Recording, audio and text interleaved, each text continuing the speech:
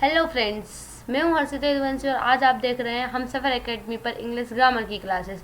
English grammar की classes हम देख रहे थे, टेंस के बारे में पढ़ रहे थे, जिसमें टेंस में हमने क्या देख लिया था। टेंस में हमने देख लिया था कि टेंस होता क्या, हमने क्या क्या देख लिया था। एक मिनट में पेन ले लूँ। हमने ये चीज़ देख ली थी कि टेंस होता क्या है, ये टाइप कितने होते हैं, सेंटेंस कितने टाइप के होते हैं, कौन कौन से सेंटेंस होते हैं, और वर्ब देख ली थी हमने, ठीक है ना, वर्ब क्या होती है और इनके रूल देख लिए थे, ठीक है ना। अब हमें पर्टिकुलर टेंस के बारे में पढ़ना था। इनके पूरे 12 टाइप होते हैं, 12 टाइप के बारे में हम पढ़ेंगे। तो ये जो वीडियो है, पूरी पूरी डेडिकेटेड है जीडी एग्ज़ाम के लिए, एमपी पटवारी एग्ज़ाम के लिए, एमटीएस के लिए, सीजीएल के लिए, सीएचएसएल के लिए, सभी एग्ज़ाम के लिए जो है टेंस, जो ग्रामर, एसएससी के हर एग्ज़ाम में ग्रामर जो है, इंग्लिश जो है बहुत ही ज़्यादा इंपॉर्टेंट होती है। इसलिए इस वीडियो को आप पूरा देखना और अच्छी लगे तो लाइक शेयर सब्सक्राइब करना बिल्कुल मत भूलना, ताकि ये वीडियो ज़्यादा से ज़्यादा शेयर करना, ताकि हर एक स्टूडेंट इस वीडियो को देख सके। तो हम वीडियो स्टार्ट करते हैं। ये देखिए, ये जो सिलेबस है हम देख लेते हैं। एमपी पटवारी का सिलेबस है, एक बार फिर से हम देख लेते हैं इसको, सिलेबस को। इसमें जनरल नॉलेज एंड साइंस आएगा पार्ट ए में, जनरल इंग्लिश आएगा जो हम इस वीडियो में कवर करेंगे, जनरल हिंदी आएगा, जनरल मैथ्स आएगा, और 100 मार्क्स के पेपर, पूरे 100 क्वेश्चन आएंगे 100 मार्क्स के। हर टॉपिक से 25-25 क्वेश्चन आएंगे, 25 मार्क्स के, 25-25 क्वेश्चन 25 मार्क्स के हर टॉपिक से आएंगे, ठीक है ना। पार्ट बी में क्या है, जनरल कंप्यूटर एंड नॉलेज है, जनरल नॉलेज एंड एप्टीट्यूड है, जनरल रीजनिंग एबिलिटी है, जनरल मैनेजमेंट है। इसमें से भी 25 मार्क्स के पर टॉपिक में से आएगा क्वेश्चन, और 100 क्वेश्चन आएंगे 100 मार्क्स का। टाइम ड्यूरेशन होगा 2 आवर्स होगा, और नेगेटिव मार्किंग नहीं होगी। इंग्लिश का पटवारी का सिलेबस ये है। हमें टेंस का पार्ट सेकंड पढ़ना है। हमने पार्ट 1 जो था पहले पढ़ लिया था। अब हम एक बार इंग्लिश का सिलेबस देख लेते हैं कि पटवारी का जो एग्ज़ाम आएगा उसमें इंग्लिश का सिलेबस क्या क्या आना है। इंग्लिश में क्या आएगी, टेंस आएगी, मॉडल्स आएगा, आर्टिकल आएगा, वॉइस आएंगे, एडजेक्टिव आएंगे, एडवर्ब आएंगे, कंजक्शन आएगा, प्रीपोजिशन, डिटर्मिनेशन और वोकेबलरी से क्वेश्चंस आएंगे, ठीक है। तो अब हमारे टेंस की वीडियो स्टार्ट करते हैं। हमने कल देख लिया था, कल क्या क्या देखा था कि टेंस के जो टाइप होते हैं वो कितने टाइप की टेंस होती हैं।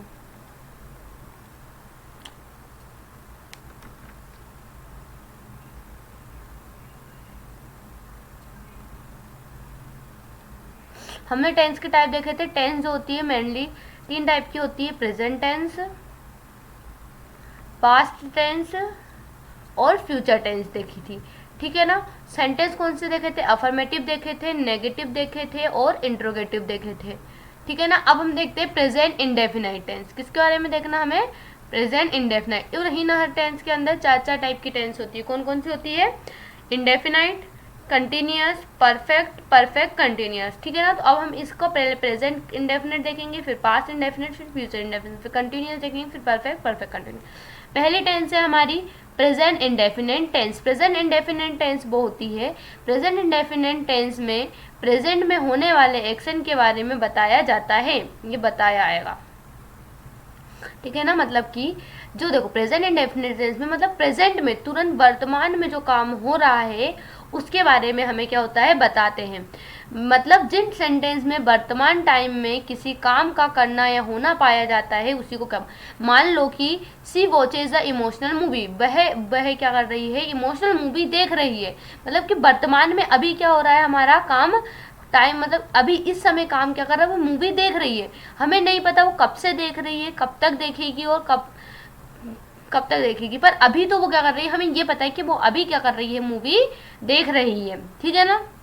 मतलब कि वर्तमान में काम या काम का करना या होना पाया जाता है कि हाँ हो रहा है वो काम, या करेंगे तो वो क्या होगा कि वो होगा, ठीक है। जैसे कि सी लव्स हर ब्रदर, वो अपने भाई से प्यार करती है, ठीक है ना। आइसन में प्रेजेंट इंडेफिनिट क्या होता है कि वर्तमान में, प्रेजेंट में कोई काम का होना या करना पाया जाता है। मान लो कोई काम कर रहा है या हो रहा है, उसी को क्या बोलते हैं हम, प्रेजेंट इंडेफिनिट टेंस बोलते हैं। जैसे एग्जांपल देखा, she watches a emotional movie, she loves her brother, ठीक है ना। उसका देखो अब इसी को हम 3 टाइप में देखेंगे, पहले अफर्मेटिव सेंटेंस, नेगेटिव सेंटेंस, फिर इंट्रोगेटिव।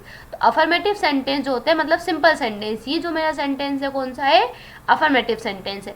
ये जो सेंटेंस है मेरा अफर्मेटिव सेंटेंस। क्वेश्चंस कभी भी चेंज करने के लिए आएंगे तो अफर्मेटिव में ही आएंगे, अगर उन्हें वो अफर्मेटिव से नेगेटिव बनाने के लिए आ सकते हैं, पर एक टेंस से दूसरे टेंस में चेंज करने के लिए वो अफर्मेटिव में ही देता है। ठीक है, तो अफर्मेटिव सेंटेंस है सिंपल और पॉजिटिव। देखो अफर्मेटिव सेंटेंस क्या होते हैं, सिंपल सेंटेंस या सकारात्मक सेंटेंस को क्या बोलते हैं, अफर्मेटिव सेंटेंस बोलते हैं। देखो अब इतना याद रखना, यहाँ से हमारी जो टेंस की मेन पार्ट है वो स्टार्ट होता है। प्रेजेंट इंडेफिनाइट टेंस जो है उसका रूल क्या होता है, उसका रूल होता है कि सब्जेक्ट प्लस वर्ब की फर्स्ट फॉर्म प्लस एस या ई एस प्लस ऑब्जेक्ट। देखो मैंने बताया था कि राम प्लेस अ क्रिकेट, मैंने कल आपको बताया था। इसमें राम क्या है, मेरा सब्जेक्ट है, प्ले क्या है, मेरी वर्ब है, अ क्रिकेट क्या है, मेरा ऑब्जेक्ट है। तो जिसमें मेरा सब्जेक्ट हो प्लस वर्ब की कौन सी फॉर्म हो, फर्स्ट फॉर्म हो, प्लस इसके साथ क्या लगा हो, एस या ई एस लगा हो, प्लस ऑब्जेक्ट हो, तो ये कौन सी टेंस का क्वेश्चन होगा मेरा, ये प्रेजेंट इंडेफिनाइट टेंस का क्वेश्चन होगा।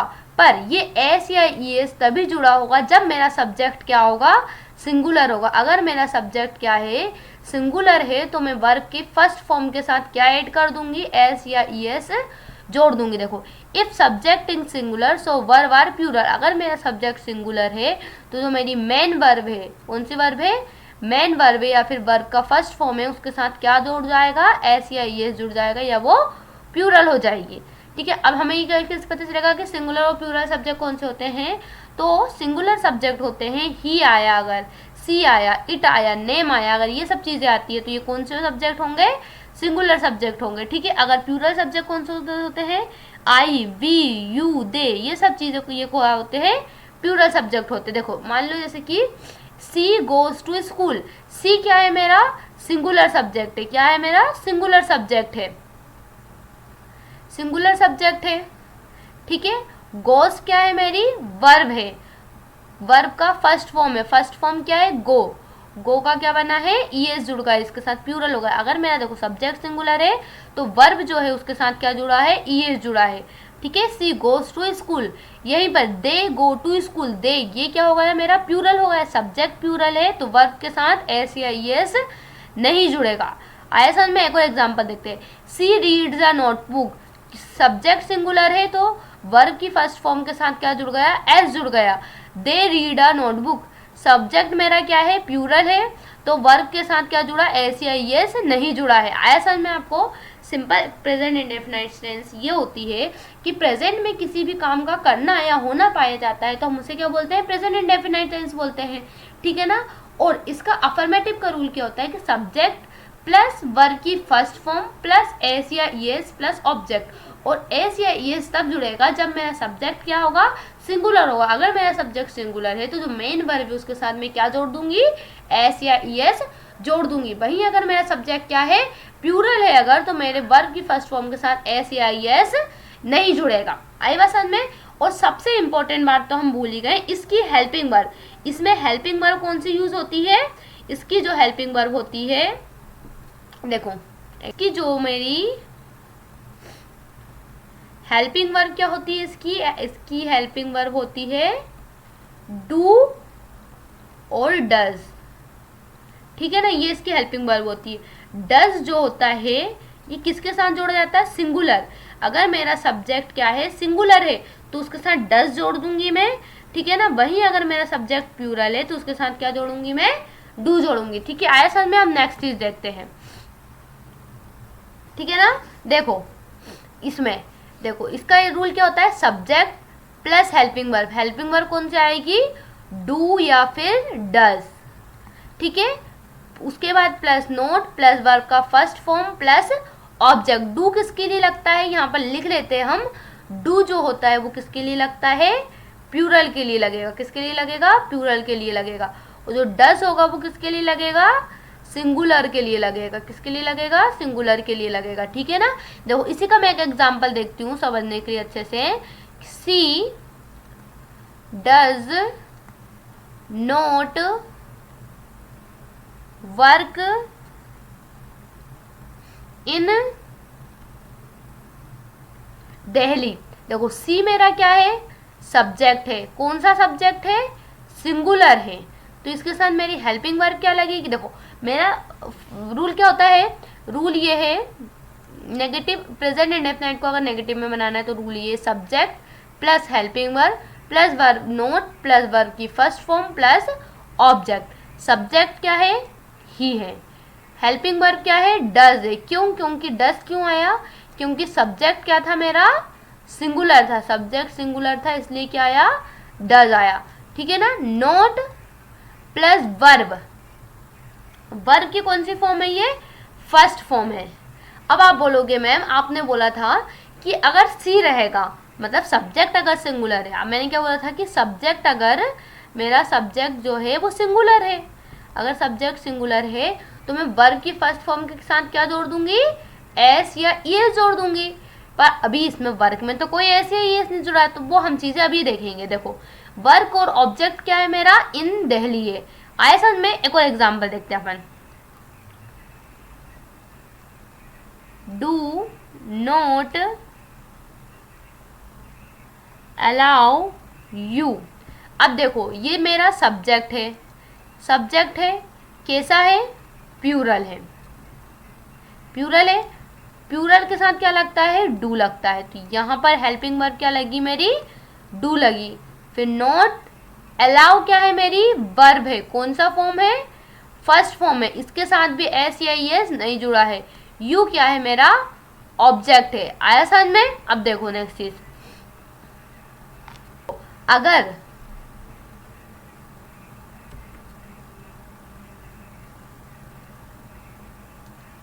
If be ed helping verb main verb in main verb helping verb main verb should be. अगर मैं हेल्पिंग वर्ब ऐड कर देती हूँ, जैसे कि मैंने हेल्पिंग वर्ब जैसे कि सी डज रीड, यहाँ पर मेरी डज क्या है, हेल्पिंग वर्ब ऐड हुई, तो जो मेरी वर्ब के साथ में ऐसे ये जोड़ रही थी वो क्या हो जाएगा, हट जाएगा, और वर्ब क्या हो जाएगी, सिंगुलर में हो जाएगी। ठीक है ना। आया समझ में। जब भी हेल्पिंग वर्ब जुड़ जाएगी तो जो मेरी मेन वर्ब प्लूरल में थी वो किस में हो जाएगी, सिंगुलर में हो जाएगी। फिर चाहे सब्जेक्ट क्या हो, सिंगुलर हो या फिर प्लूरल हो। ठीक है ना। अब चलो मैं एक क्वेश्चन देती हूँ, आप उसको सॉल्व करके बताओ इसमें क्या आएगा। तुलसी नॉट लर्न इंग्लिश, इसमें बताओ मुझे क्या आएगा, इसमें डू आएगा या फिर डज आएगा, जल्दी बताओ मुझे क्या आएगा इसमें। इसमें देखो यहाँ पर सब्जेक्ट तुलसी क्या है मेरा, नेम है, तुलसी क्या है मेरा, नेम है, तो सिंगुलर सब्जेक्ट कौन सा होता है, अगर ही आया, सी आया, इट आया या फिर नेम आया तो क्या होगा, मेरा सब्जेक्ट सिंगुलर होगा। यहाँ पर क्या है, नेम है, सब्जेक्ट किसमें है मेरा, सिंगुलर में है। और डू जो होता है वो किसके लिए यूज होता है, सिंगुलर के लिए नहीं, बिल्कुल नहीं, प्लूरल के लिए होता है। किसके लिए होता है, प्लूरल के लिए होता है। और जो डज होता है वो किसके लिए होता है, सिंगुलर के लिए होता है। ठीक है ना। तो यहाँ पर क्या आएगा, यहाँ पर डज आएगा, क्या आएगा, डज आएगा। आया समझ में, डज आएगा। नेक्स्ट चीज देखते हैं। इसी को सेंटेंस को हमें इंट्रोगेटिव में बनाना। इंट्रोगेटिव मतलब कि प्रश्नवाचक में बनाना, तो कुछ नहीं करना मेरा। देखो नेगेटिव का रूल क्या था, एक मिनट, नेगेटिव का रूल क्या था मेरा, subject plus helping verb plus note plus verb की फर्स्ट फॉर्म प्लस ऑब्जेक्ट, ये मेरा क्या था, नेगेटिव का रूल था। तो इंट्रोगेटिव में बनाने के लिए ये जो सब्जेक्ट हेल्पिंग वर्ब है उसे क्या ले आऊंगी मैं, सब्जेक्ट के पहले ले आऊंगी। जैसे ये हेल्पिंग वर्ब जो है मेरी सब्जेक्ट के पहले आ जाएगी और सब्जेक्ट जो है वो मेरा सेकंड नंबर पे चल जाएगा। और यहाँ से नोट हट जाएगा, क्योंकि हम प्रश्न पूछ रहे हैं, वो नेगेटिव प्रश्न नहीं पूछ रहे हैं, इसलिए नोट हट जाएगा। वर्ब की फर्स्ट फॉर्म रहेगी और ऑब्जेक्ट रहेगा। ठीक है ना। इसका एक एग्जांपल देख लेते हैं। जैसे कि मान लो ये क्वेश्चन है, ही अटेंड्स द क्लास। ठीक है ना। अब मेरे को नेगेटिव ये एस हट जाएगा क्योंकि मेरी हेल्पिंग वर्ब, अब इसमें हेल्पिंग वर्ब क्या होगी मेरी, डू या डज लगेगी, क्या लगेगी, सिंगुलर है तो डज, तो helping verb I does he attend the class. आया सर में। एक और एग्जांपल देखते हैं, डू वी सिट हेयर, और एक और चीज यहाँ पर क्वेश्चन मार्क भी लगे, क्योंकि हम क्वेश्चन पूछ रहे हैं ना, प्रश्न पूछ रहे हैं, इसलिए यहाँ पर क्या लगेगा, साथ में मेरा क्वेश्चन मार्क भी लगेगा। आया समझ में हमें। अब हम नेक्स्ट देखते हैं इंट्रोनेगेटिव सेंटेंस। हमें अगर इंट्रोनेगेटिव सेंटेंस बनाना है, मतलब हमें प्रश्न पूछना है पर नकारात्मक प्रश्न पूछना है, तो क्या चीज, किस चीज का ध्यान रखना पड़ेगा, इसका रूल क्या होगा, इसका रूल सिंपल होगा। जैसे कि हमारा इंट्रोगेटिव का क्या था, helping verb subject plus verb की फर्स्ट फॉर्म प्लस ऑब्जेक्ट था, तो यहाँ पर सिर्फ मैं सब्जेक्ट के बाद क्या ऐड कर दूंगी, नोट ऐड कर दूंगी, तो वो किसका सेंटेंस बन जाएगा, इंट्रोनेगेटिव सेंटेंस मेरा बन जाएगा। जैसे कि do you note make a noise, do you not eat a apple, does he not write a letter। आया समझ में ये इंट्रोनेगेटिव। एक और एग्जांपल देखते हैं। देखो अब मैं आपको एक कुछ क्वेश्चंस देती हूँ और आप मुझे वो बताना है, ठीक है ना, क्या आएगा इसका आंसर। इसका आंसर आप मुझे बताओगे कि क्या आएगा, ठीक है। बताओ यहाँ पर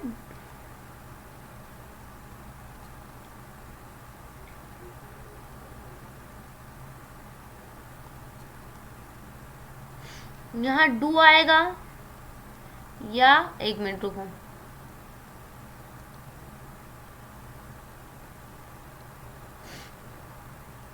क्वेश्चन 1,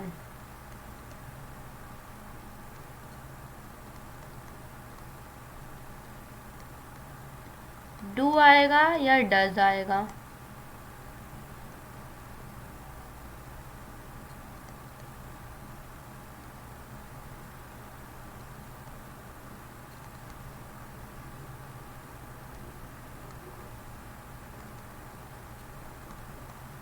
डू आएगा या फिर डज आएगा।